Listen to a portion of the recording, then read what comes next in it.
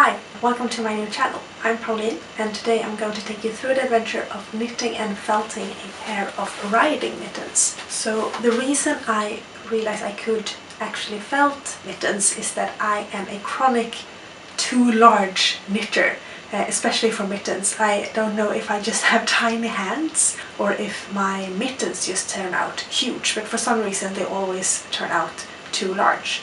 So at one point I realized I could actually felt them to fit my hands if I felt them with my hands in them instead of using the washing machine. So this is actually a pair of riding mittens that I've already made for myself, and these are looking like this. Right now I'm experimenting with sewing some leather into the palm of the hand to make them a bit more durable for riding. So they have leather along the thumb and in the palm and in the dent of the little finger. So when you're holding the reins, they should add some grip. I don't know if I'll be doing this for the other pair of mittens that I'm making now. The pattern I'll be using is the Capriolet by Shia, who is a very dear friend of mine. So the mittens feature this jumping horse, which is a specific kind of jump called the capriolet. So yeah, this is what we're aiming for. This is such a good pattern.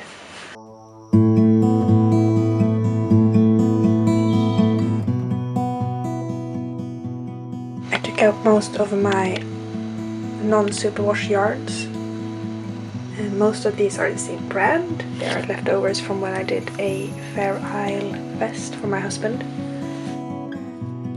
So most of them kind of go together. This is the leather I already made for myself, so I want quite a high contrast between the two different colors. So I'm looking at what I have, and I think I might go for some kind of red and a grey.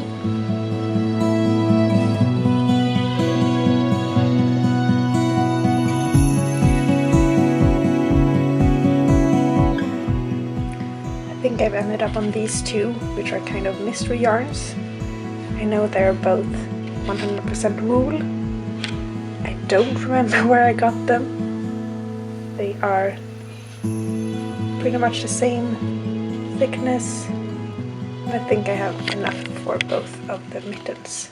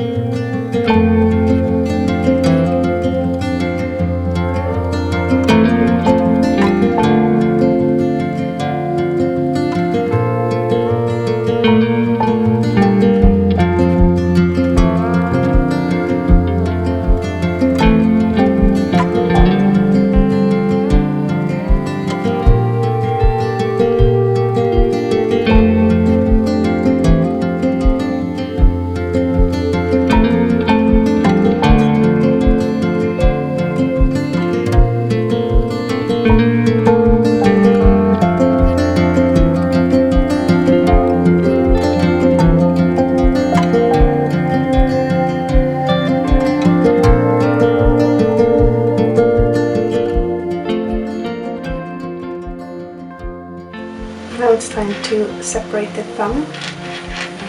So I'm going to knit until I reach the thumb.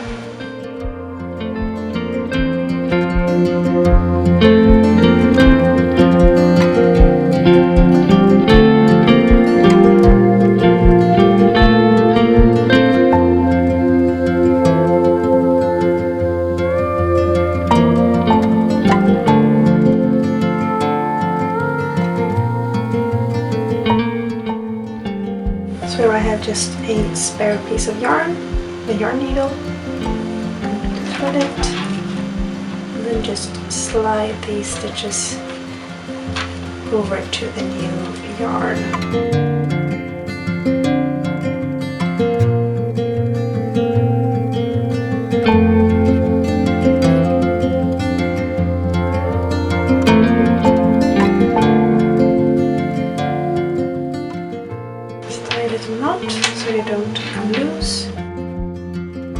continue knitting.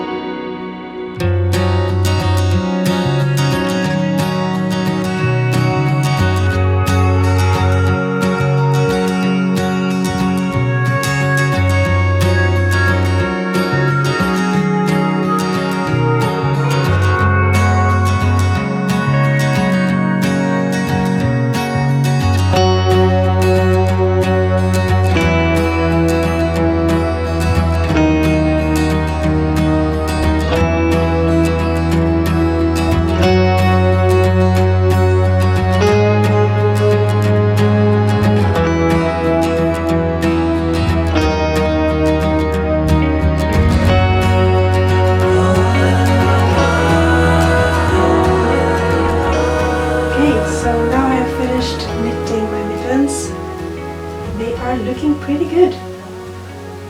And they are, as planned, pretty big.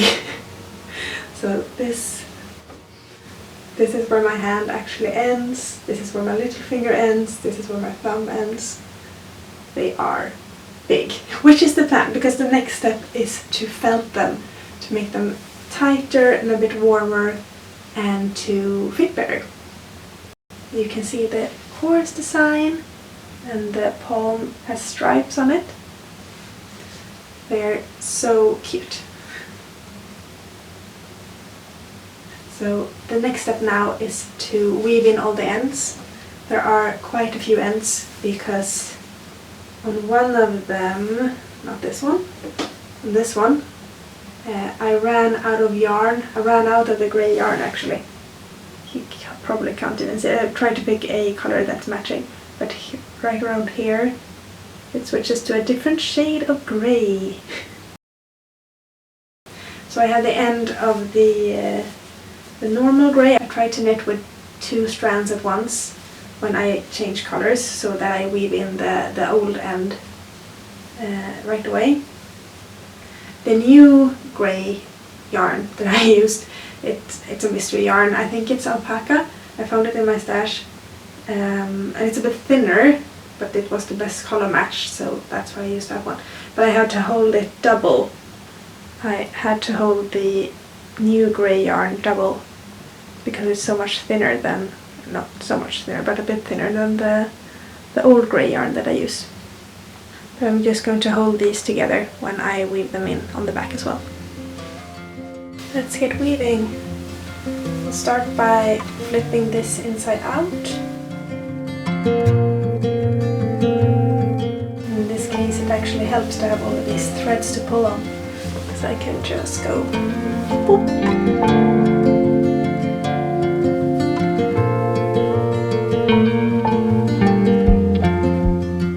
There we have one flipped mitten. Yarn needle.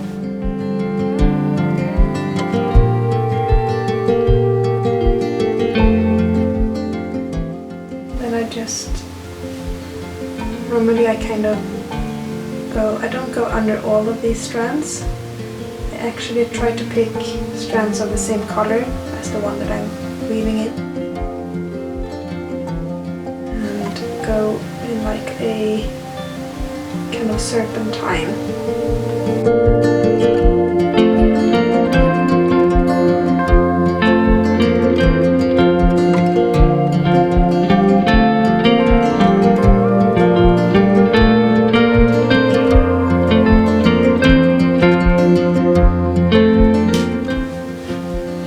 That's one done. Let's cut it. Now we just have several more to go. Let's do this grey one. There you go. Under just the grey ones, because that feels good to me. Then we go down.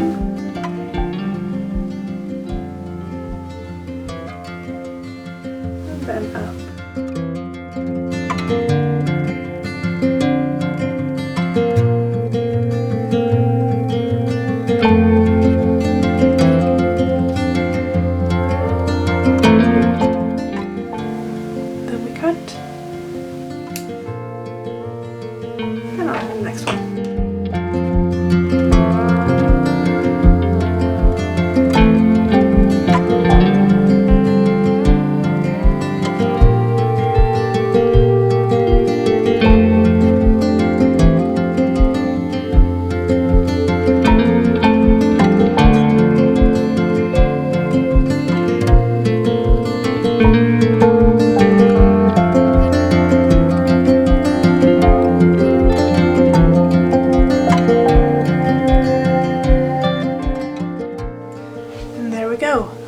Woven in all of the ends. You can see them kind of zigzagging all over the place. There are some pretty long floats, like here. I usually don't leave floats for more than 5 stitches, but since I'm going to felt these, this is all just gonna whoop, go right into the fabric. So yeah, this is the finished unfelted mitten.